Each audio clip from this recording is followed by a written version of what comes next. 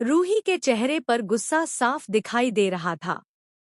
उसकी मुट्ठियां कस चुकी थी और आंखों में सिर्फ एक ही सपना था, निहार का असली चेहरा सबके सामने लाना। अब वह किसी भी कीमत पर पीछे हटने वाली नहीं थी। उसके साथ राध्या भी मजबूती से खड़ी थी। दोनों जानती थी कि यह लड़ाई आसान नहीं होगी, लेकिन सच की राह कभी आसान नहीं होती। रात का समय था। पूरे घर में अजीब सी खामोशी फैली हुई थी। ऐसा लग रहा था जैसे हर दीवार कोई गहरा राज छुपाए बैठी हो। रूही ने धीमी आवाज में कहा, हमें हर हाल में निहार के खिलाफ सबूत ढूंढने होंगे। अगर उसे नहीं रोका गया तो वह और लोगों की जिंदगी बर्बाद कर देगी। राध्या ने चारों तरफ नजर दौड़ाई। तभी उसकी नजर घर के पिछले हिस्से में बने एक पुराने कमरे पर पड़ी। वह कमरा कई सालों से बंद था। वहां कभी कोई नहीं जाता था। राध्या धीरे से बोली, मुझे लगता है इस कमरे में जरूर कुछ छुपा है। दोनों सावधानी से उस कमरे की तरफ बढ़ी। जैसे ही दरवाजा खोला गया, धूल का गुबार हवा में फैल गया। कमरे के अंदर पुराने बक्से, टूटी कुर्सियां और बिखरी हुई फाइलें पड़ी थीं।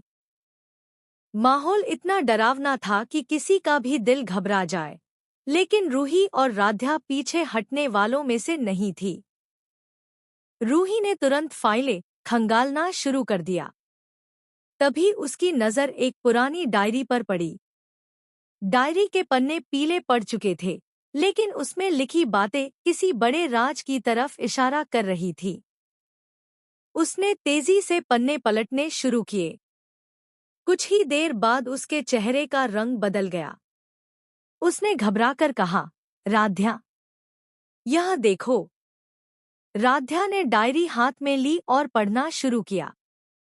उसमें कई ऐसे नाम और घटनाएं दर्ज थी जिन्हें देखकर साफ समझ आ रहा था कि निहार लंबे समय से लोगों को धोखा देती आ रही थी।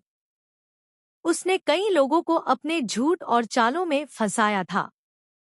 राध्या की आंखें हैरानी से फैल गईं।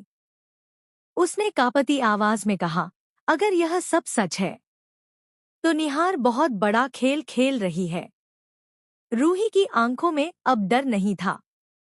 उसकी जगह आत्मविश्वास ने ले ली थी। उसने मजबूती से कहा, अब निहार ज्यादा दिनों तक नहीं बच पाएगी। लेकिन तभी बाहर किसी के कदमों की आवाज सुनाई दी। दोनों घबरा गईं। राध्या ने जल्दी से डायरी छुपा दी। दरवाजा धीरे धीरे खुला और सामने निहार खड़ी थी। उसके चेहरे पर हल्की मुस्कान थी, लेकिन आंखों में गुस्सा।